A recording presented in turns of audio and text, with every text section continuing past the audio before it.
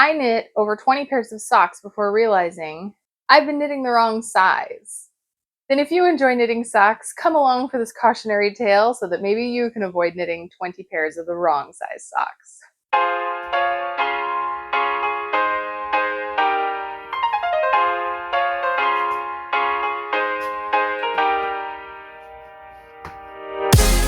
Hello, welcome to Show and Tell Meg. I'm Megan, and I like to make things, and I particularly enjoy making socks. I have been knitting for 13 years, and I didn't get the sock bug initially. I tried a little bit here and there over the years, but it wasn't until the last few years that it really kicked into high gear. And now I have over 20 pairs of socks. And this past winter, I was trying to wear quite a few of my pairs of hand knit socks only to realize that they were a bit too big. And I couldn't believe it. I thought that I was knitting the right size. I measured the ball of my foot, which is what all patterns tell you the measurement for. It's the widest part of your foot. And you measure that, and then you knit that size in the pattern, right? Well, that's what I did. And my size always correlated with my shoe size. I wear a size 9 women's shoe, which is average or slightly above average, I believe. And so I thought that 72 stitches was the right size for my foot. And grant you, some patterns will have different gauge, and so you do always have to look at the directions to make sure that you're knitting the right size. But according to the ball of my foot measurement, I was knitting the right size in all of these pairs of socks. And I will show you how I discovered that they were slightly too big. Just before Christmas, I bought myself a gift, which are clear Ugg boots. I've never owned an Ugg anything in my life, never really wanted to, but when I saw other people on these sock knitting groups posting pictures in these clear boots, I was just immediately on the hunt. I had to know what they were and where I could find them, and I got really lucky.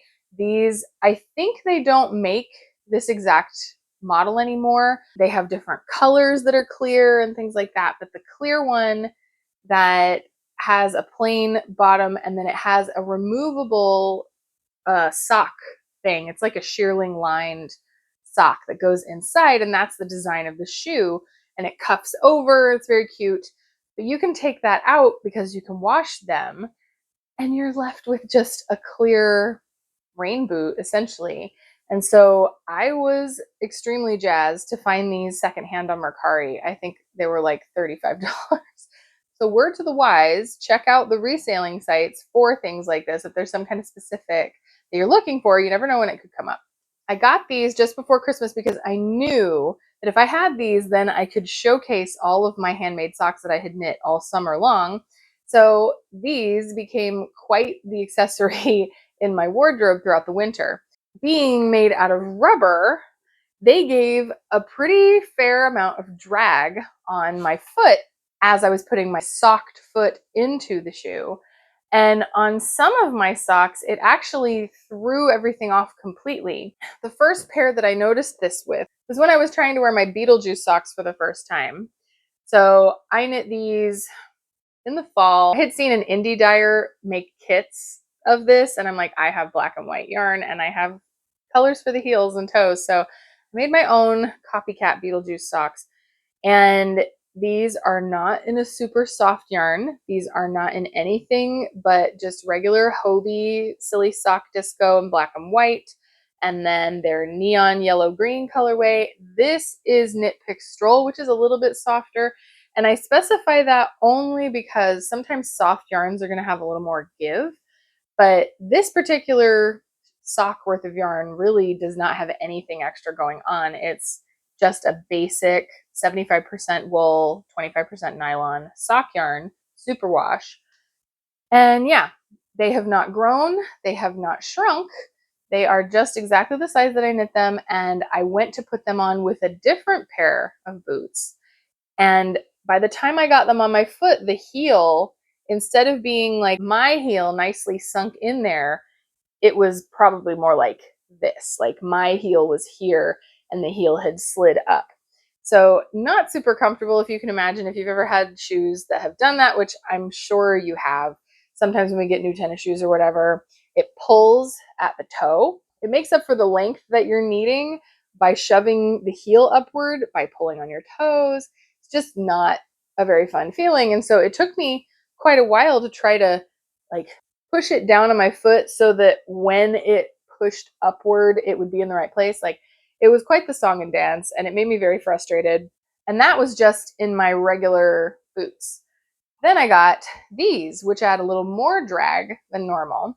And basically, any sock that I try to wear, it pulls the heel upward. So I did take a video of me trying on these socks so that I could show you some of the socks that were too large and you could see what was happening.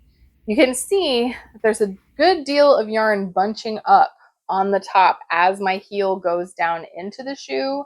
Sometimes it self-corrects, but sometimes it doesn't, and it just pulls on my toes the whole time that I wear them. So I was watching the Crazy Sock Lady, because I watch her podcast every Friday. She's just on my regular rotation because I also love knitting socks and I love seeing the different socks that she makes. She always gives the exact specifications of every sock that she makes. She'll tell you that she cast on this many stitches, top down, 20 rows for the cuff, 60 rows for the leg, heel flap and gusset, all of those kinds of things. Like she gives you all of the particular measurements that you could replicate the exact sock that she's showing you. Not too long ago, she showed a pair of socks that she said she planned on keeping for herself. And because she was keeping them for herself, she was knitting them with a certain number of stitches. And she happened to say that she wore a woman's size 9. And I thought, really? I wear a woman's size 9, but I use more stitches than you. She was talking about how she had to modify a certain pattern because the yarn tended to be a little bit looser when she knitted with this particular type of yarn. And so she was sizing down using fewer stitches. And she mentioned that she knits, I think, 64 stitches or 66, somewhere right in there. And I was immediately kind of shocked, like, huh? I'm also a size 9 and I always knit 72 stitches. So it really made me start to contemplate, maybe that's why I have such a hard time getting my shoes on when I wear my hand knit socks. So the very next pair that I made after making this revelation, I decided to size down. And I used a pattern that I had used before. I showed these on my last podcast if you're interested. It's all the things that I've knit in the last 6 months, so I'll put the link there. But these I'm calling my cupcake socks. These are from Summer Lee's Colorwork Cuff Club pattern. And so this is the exact same basic sock pattern that you use for all these different socks. And the only thing you change is the color work. And I had already made the August chart before, which looked like this. And they're cute. I like them, but they have this exact same issue with the heel sliding up. When I decided to make the January chart, I decided to experiment with going the next size down. So normally I would do the 72 stitch cast on. I did the 64 stitch cast on this time. And everything with the color work still looks just fine. I did everything else exactly as she said. I sized up for the color work section on the needle, and then I went back for the body of the sock. And these turned out pretty great. I took a video of myself putting these on to show you. They're definitely a bit more snug. I took a video in the pair I finished just before these where you can see that I can just slide those right on, which is really nice. Like, I enjoy ease of getting a sock on my foot. These, I do struggle a little bit with getting the cast on over my heel, but after that, they really aren't bad. And once they're on my foot, they sit and hug my foot nicely so that I don't have to adjust anything. I don't have the problem of it riding up. And I did try to take a video of the back of these so that you can see that the heel is in the right place on my foot. Since this is a clear boot, you can see that. The other socks that I had made just before them, you can't really tell because there's not a contrast heel. So I switched to the Beetlejuice socks to show you. And I still feel like it's kind of hard to tell, but these are slightly up in comparison to the cupcake socks on my heel. I figured this was a pretty good experiment. And having tried them on several times now, I do think that I need either a stretchier cast on or I need a few more stitches in the cuff. But when I pull the cast on, it can only go to here, right? But if I pull the cuff, it seems to be able to stretch a bit farther. So I don't know. I'm going to play around with that because, you know, my calf gets a little wider since these are slightly taller socks. So I might play around with maybe casting on a few more and then going down to the 64 stitches for the colorwork section. But overall, everything else about these socks really fits pretty well. It's definitely a tiny bit more snug than my other socks are on the foot area, but it's not uncomfortable and it's not hard to get on after that cast on edge. So I decided that now this is going to be my normal cast on size. While I was making the cupcake socks, Summerlee released a new pattern called the Comfort Core sock. And I decided to knit that up because it looked really interesting. So it's designed after her favorite Nike athletic socks and how they hug your foot and support the arch of your foot. And so she tried to translate that into a hand knitted sock, and I think she did a really good job. And I decided to knit it in this really fun sock set. So I bought this yarn secondhand. This is from Freckled Whimsy. It is the Goblin Party colorway of self-striping yarn, and it came with this lavender color, and I used that as the heel and toe and cuff, and it's the same color as the lavender in between the stripes. But if you look, it has a lot of texture going on in the middle of the sock, and it's hard to tell on the blocker, so I'm going to take it off. It's got this modified ribbing section through the archway, and then it has this moss stitch above and below that, and those are just on the top half of the sock, while the ribbing section goes all the way through. Since these were on the blocker, they don't want to sink back exactly, but see how the archway is kind of pulling in more? That's because of the ribbing. And so I decided to knit these just like I would any of her other socks. I did the 64 stitch cast on at the top, and I did heel flap and gusset, which is my favorite, and I just did the Comfort Core, and they're pretty comfy. They are exactly the same at the top as the cupcake socks. They're a smidge difficult to get over my heel, but once that part is over my heel, I'm good to go. And I know that this is not the end of the world. I know that me saying that I knit 20 pairs of socks in the wrong size sounds very dramatic. I still wear those other socks. They're very comfy. I just have to pay attention when I put them on and make sure that they don't pull at my toes and that kind of thing. I will say my socks that are knit in this smaller size definitely stay in place better. So I took a video with me putting these socks on just to show the difference.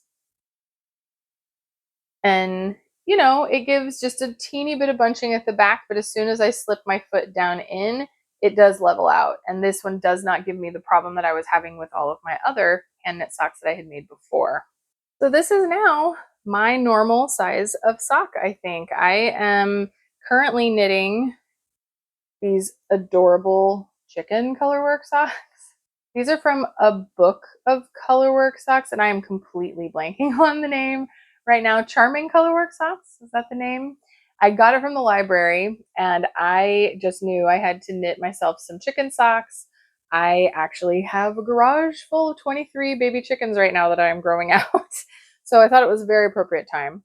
And I made these in the same smaller cast on. I didn't realize the cast on thing before I cast these on. Like, as soon as I finish one pair of socks, I'm immediately knitting another pair.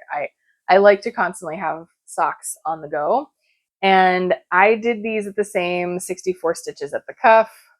So they are stretching the same. So I think I'm probably still going to have that little bit of an issue getting over my heel.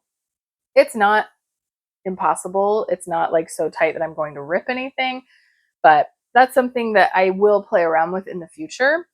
But I just wanted to make this video because I never thought that my feet were anything beyond the norm. I thought that I'm just a solid size 9. If anything, my feet are a little bit narrow, but they're definitely size 9. No ifs, ands, or buts about it. And I never thought that my socks weren't the right size, but they're not. So I wanted to share this in case you also enjoy making socks. I imagine you do if you're watching a video about socks. But if you're having any kind of issues, then don't be afraid to play around with different cast-ons, different numbers of stitches. Like I say, I'm going to maybe increase the number of stitches at the cuff and then go down after the cuff, just because I need a little bit of extra room right there. You can make a lot of micro adjustments pretty easily on knitwear, and particularly on socks, because it's just a tube. You can even hide the stitches. Like, my plan will be, right after I finish the cuff, to do a couple of increases evenly around to get me to the size that I want. And that way it just looks like part of the cuff. It doesn't look like you've done an increase row. So I think that this is going to be the ticket in the future, and I hope that this was useful. If you enjoyed this video, please do give me a thumbs up. Stick around if you enjoy seeing knitting, particularly about socks, because I've been making lots and lots of socks lately. But if you are a sock knitter, or if you've ever had any kind of adjustments you had to make, please let me know down in the comments. I'm sure that other people would love to hear any kind of adjustments you had to make. We can all learn from each other's sock knitting experience. And until next time, I wish you very happy sock knitting, and I hope that all of your socks come out with a perfect fit.